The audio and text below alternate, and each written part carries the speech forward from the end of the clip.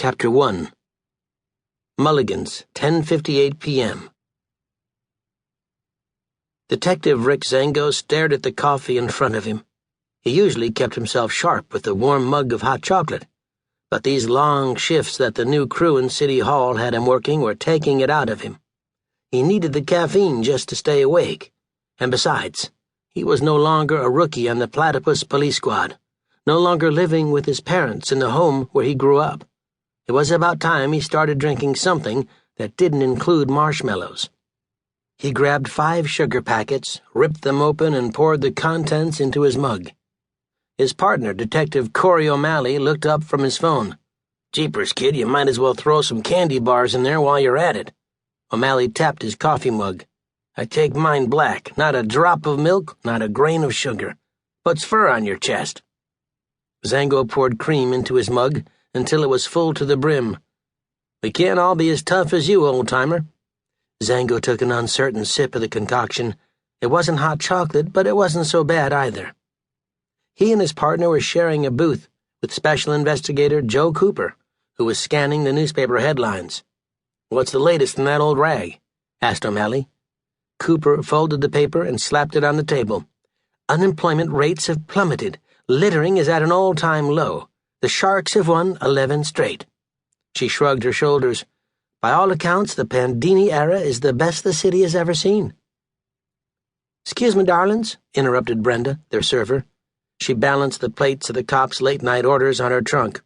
"Apple pie for you?" She placed the plate in front of Zengo. "Onion rings for you," a plate for Cooper, "and the hot dog explosion for you." A pyramid of hot dogs plopped in front of OMalley as the condiments oozed out of the buns. OMalley licked his bill. "This will help me forget about all the trouble with these newfangled phones Pandini's making us carry," grumbled OMalley. "We've had them for a week," said Zengo. "You still haven't gotten the hang of them yet?" OMalley pointed his phone at his partner. "They call these smartphones? Know what I call them?" Zengo rolled his eyes. "Let me guess. Dumb phones?" "I call them, that's right. Dumb phones." OMalley stuffed a dog in his bill. "They're supposed to increase our productivity, help us handle a larger workload," said Cooper. "It's about keeping the city safer. I think mine is pretty useful." "With all these extra shifts they've got us working, I'd say it was a good investment," said Zengo. "Plus, you have to admit they're pretty cool. This voice recognition software is state-of-the-art." "Malarkey," cried OMalley. "Watch this." He pressed a button on his phone, cleared his throat, and said, "Call the station." The screen swirled to life. "Mall vacation. Here are some local malls perfect for a getaway." "No, call the station," OMalley shouted. "Cod infestation. Searching. I have 15 results from recent news feeds."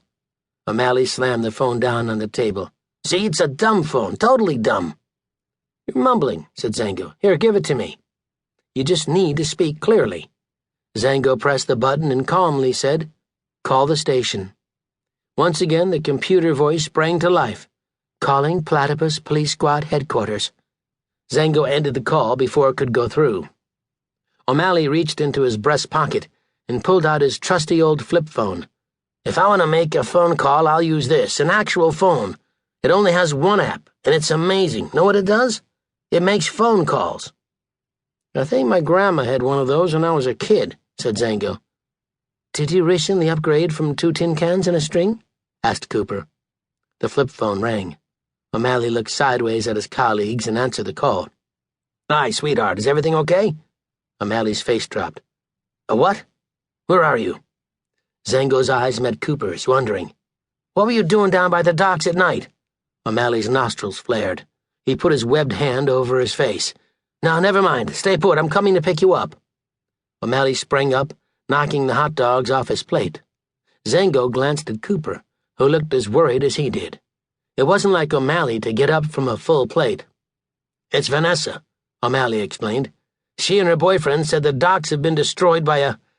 Well, we'd better get down there. Sounds like we've caught a live one." OMalley threw a few bills down on the table. "Come on, let's go." Zengo looked with regret at the remains of the slice of apple pie on his plate. He grabbed one last forkful and shoved it in his mouth before he threw on his jacket and followed.